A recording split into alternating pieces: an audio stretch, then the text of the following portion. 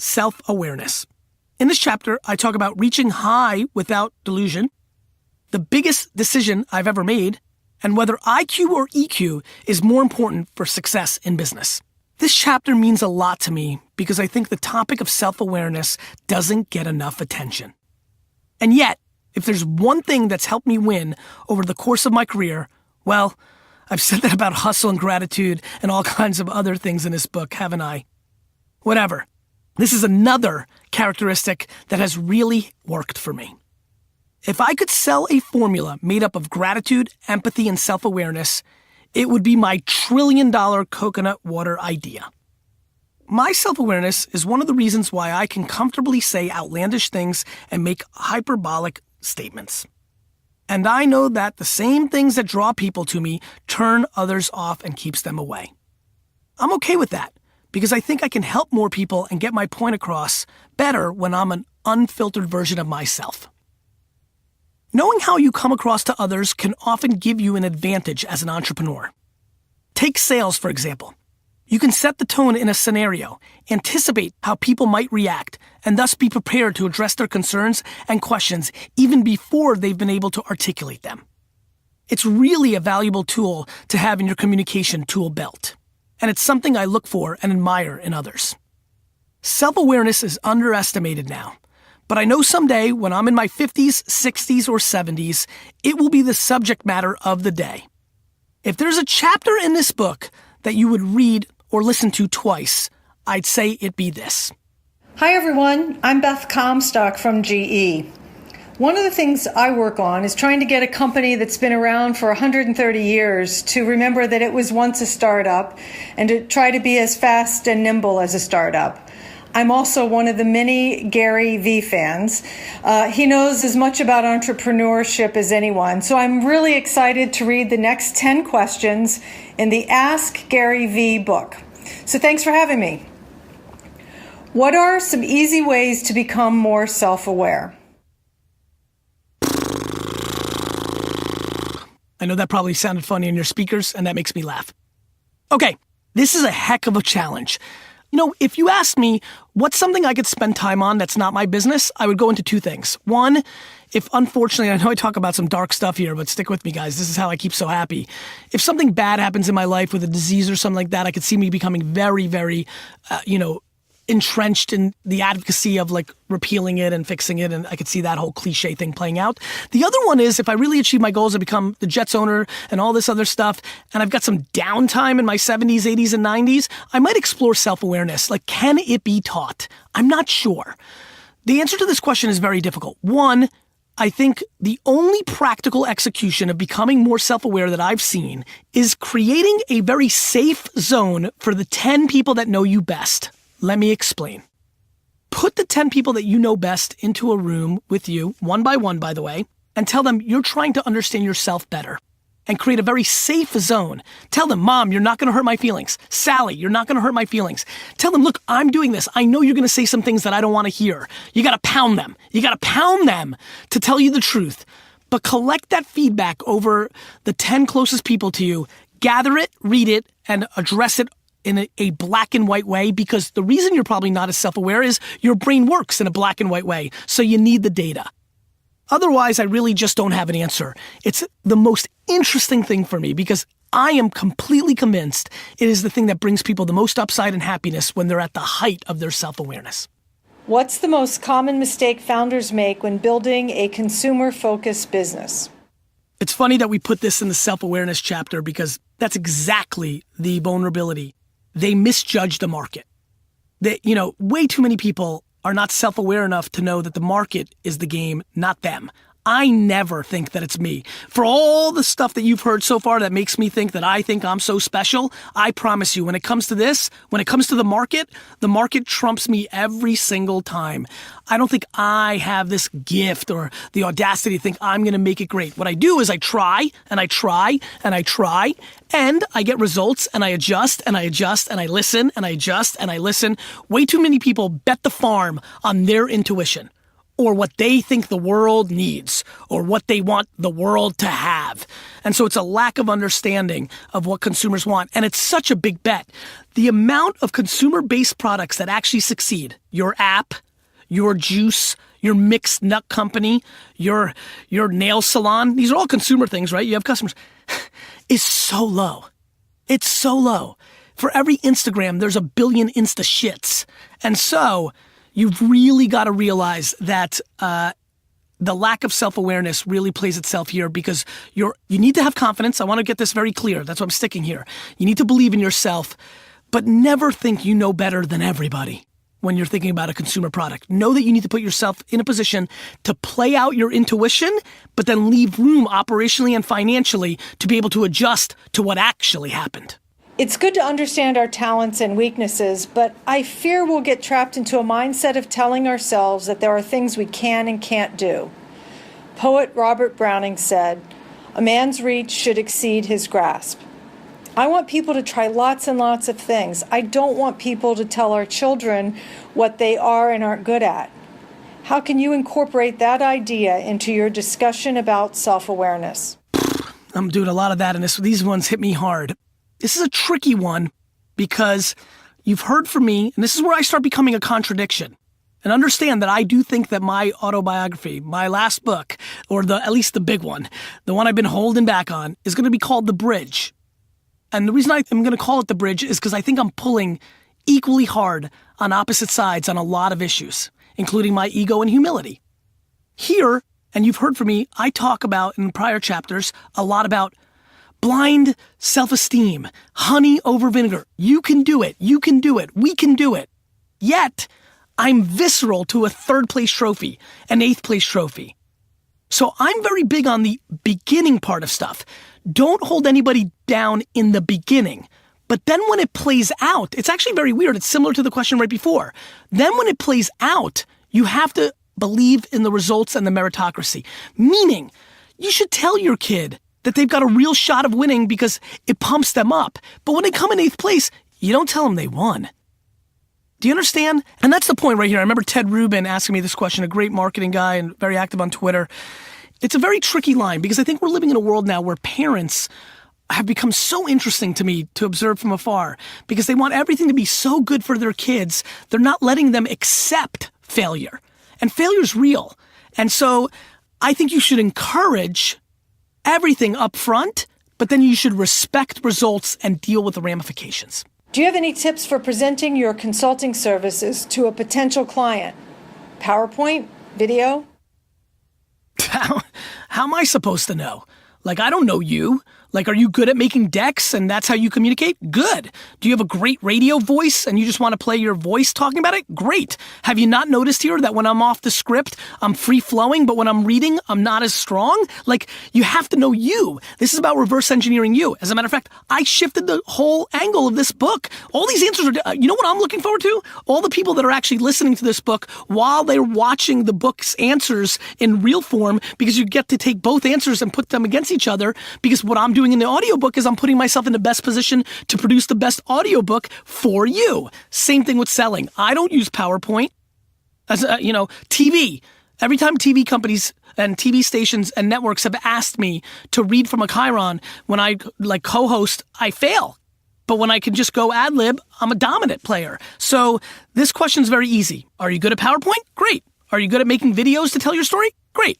Are you like me and you can walk in a room cold off of a 1 hour sleep and just go and win because you're good that way? Good. Know you. Self-awareness. Know your communication style. Put yourself in that best position. D-Rock knows he tells best stories when he's got a camera in front of him and he's recording that way. That's how he communicates better than the voice. That's how we all roll. Know you. Know you. How does humor play a role in business, if at all?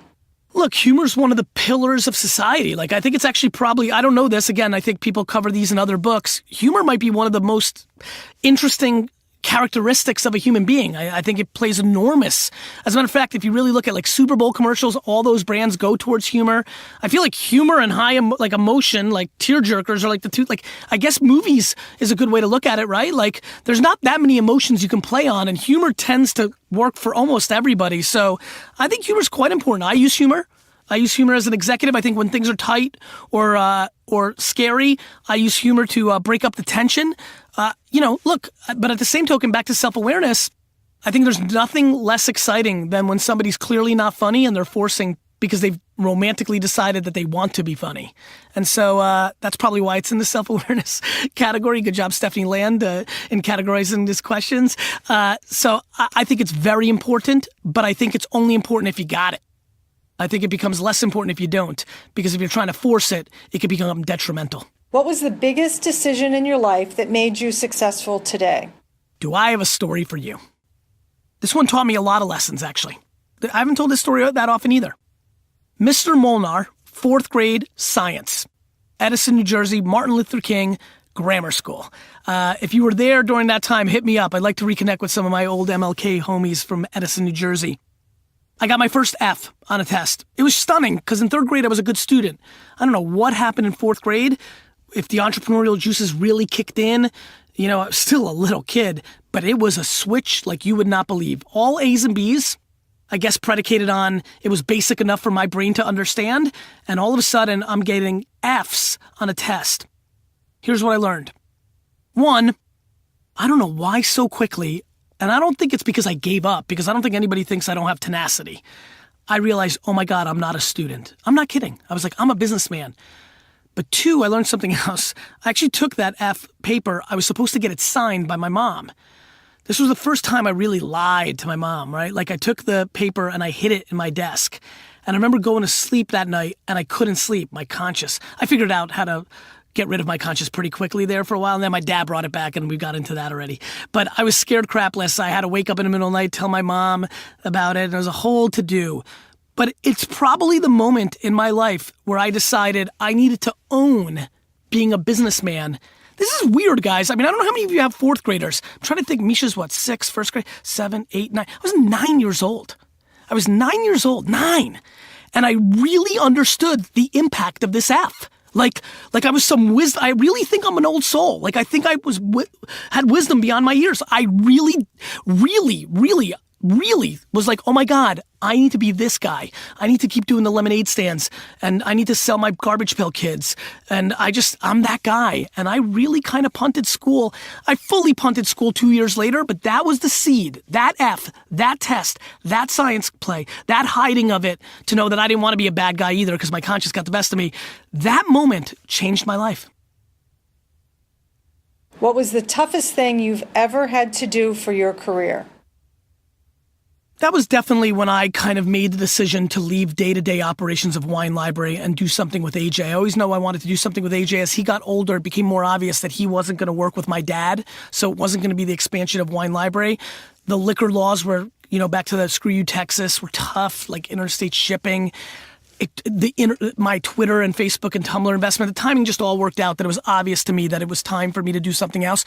But the thought of leaving Jeff DeRose, Brian Delatorre, Eric Kastner, Ian Doran, Brandon especially, my dad, Justin, my brother-in-law, Bobby. I'm giving shout-outs right now because I want to.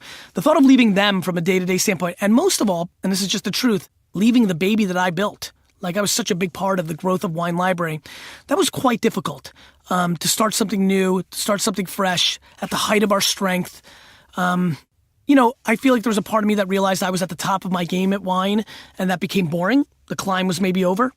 That was really tough. It's kind of like the emotions are starting to flood back right now. It was a very difficult time, and and anger came into play for a little bit. I was like mad at everything around me because I could just start feeling it not unravel because I've stayed close to it, but luckily I haven't had a lot of tough things. That was a very big positive. Both businesses, they're both doing great and everything's great, but that was tough. That was very, very emotional. How do I keep low self-confidence from keeping me from succeeding? I often say that self-esteem is the ultimate drug in our society, and really I wish that I could sell self-esteem because I know the Jets tomorrow. You want to be honest? I don't think you can. If you have low self-confidence, the ability to be successful is not very high. You're just not going to believe in yourself. You're not going to take the risks. You're not going to put in the work. You're not going to make those jumps. It's why I believe so. And it's why I believe so much in therapy and things of that nature. Anything that can help somebody unwind whatever made them insecure as a child, normally parents, sometimes environment, sometimes one bad kid in school, a disability, something you were born with. Anything they can do to unwind that is something that I believe in, and I believe in communication more than drugs, right? I think drugs are Band-Aids, and I think communication is how you actually get it out of your system. So you don't overcome low self-confidence to become successful. What you do is you attack low self-confidence, fix that, and then open up your door to success. I do think there's something I've figured out. I think my positivity and confidence absolutely amplifies around the people around me. I have watched myself make people that were less confident more confident by downplaying their insecurities and uplifting their skills. And so the only other answer I have besides therapy or a group of people or whatever allows you to get that poison out of your body, the only way to really do it is surround yourself with people that are highly confident and are kind and want to deploy, that confidence on you. So I think the two answers are get it out or find people that are so willing to lift you up that after a while, you just, how they say you act like the 5 people you're closest to? All of a sudden you just start changing. I mean, it's been fun for me to watch. It's probably the thing I get the most pleasure out of. It's probably why I do the Ask Gary Vee show. I am single-handedly, and I'm willing to say this, lifting certain people with lack of self-esteem to a higher level of confidence through my sheer confidence and my sheer, pounding them with making them believe. A lot of small businesses fail because they refuse to accept when they're not good at something and insist instead on doing it themselves. How would you suggest telling someone they need to stop? Direct to their face. Mike Tyson punched the jaw, the truth, angry, aggressive, because if they're not, again, this is step 2. I'm assuming you've done the honey. Hey, sweetie, you shouldn't do that. Hey, sweetie, you shouldn't do that. Listen, I think I'm secretly still a proponent for hitting kids. And that's going to probably get a huge reaction on social, so I'm ready for it. I'm not saying beat the crap out of your kids, but I got to be honest with you. If the little guy doesn't understand 63 times of honey, maybe a little tush slap wouldn't be the worst thing that ever happened. It's not so crazy that it used to work, that we're in such a politically correct world. Now, Lizzie's not going to let me touch the kids. Deep down, I'm probably not willing to touch the kids. But it's kind of the energy that I'm trying to deploy in this statement. That's why I went aggressive with it, which is you've got to tell them, and more importantly, sometimes you have to do this, which is you've said your piece, you've tried to help them, and then you just let the market eat them up. That's what I love about business. The market, unlike your mother or your best friend or your business partner, they don't care. They do their thing, and either you win or lose. And if they suck at it, the market will prove it to them because they'll go out of business. Do you think it's necessary to have an outgoing personality to be a successful entrepreneur? Mark Zuckerberg, David Karp, Kevin Systrom, Ev Williams. These are the founders of Instagram, Tumblr, Facebook, and Twitter. Not all of them are huge, outlandish, Ask Gary Vee characters. This is silly. Bill Gates isn't the life of the party from what I hear. I mean, absolutely not. That's crazy. As a matter of fact, I actually believe there's far more entrepreneurs that aren't Richard Branson than there is. I mean, because that's why the few of them that are out there. There's not that many of them. As a matter of fact, I think I get disrespected for my chops because I'm a little bit of a character. So absolutely not. That's been proven. That's not an opinion. Let's go document the 7,000 most successful businesses in the last 100 years. And I promise 5,000 are not outgoing and 2,000 are outgoing. There's clearly, that's silly. Let's move. Hey guys, it's Alex again. How do I overcome my people-pleasing nature? Why would you want to? This is super interesting to me. And society is very against people pleasers. It's viewed as a weakness. I would tell you that I am a stunning, aggressive, huge people pleaser. And it's the reason I don't fire as quickly as I should. So many of my small, micro vulnerabilities, things that I critiqued already in this book, things that people can say about me behind my back, almost all of them are because I'm such a people pleaser. there's something more interesting. So much of my success, so much of what I've achieved, why I'm going to win at the highest levels, bigger than all of you listening, is because I'm such a people pleaser. And that, my friends, is how I think about this. It makes me so mad that people have been taught that this is a negativity when I think it's a huge positive. So if you're lucky enough to have been born to people please, as long as you have your balance down, and I've talked about me being concerned long term, that I left too much on the table, which is people pleasing, as long as you get enough for you. You know, I talk about 51-49, so maybe I have a really good balance if I'm actually delivering on that 51-49. Give 51 to the other person. That's people pleasing. You might be 80-20, and as long as that 20 is enough for you, you're good. But if 32 is what you needed, you need to move it up to that. So you need to decide what kind of people pleaser you are, and is that people pleasing coming so much at your expense that you're not willing to do it anymore? And let me explain expense. It's not just money, it's happiness. I get much more happiness out of people thinking I've changed their life than by making an extra 100K or million or 10 million. People pleasing, my friends, is a gift. Nurture it. You get very personal when building your brand with the public. How personal is too personal? Where do you draw the line? Well, I mean, I draw the line in a lot of places, right? Like, it's really hard to find pictures of Lizzie, Misha, or Xander. So I keep my personal life very, very private.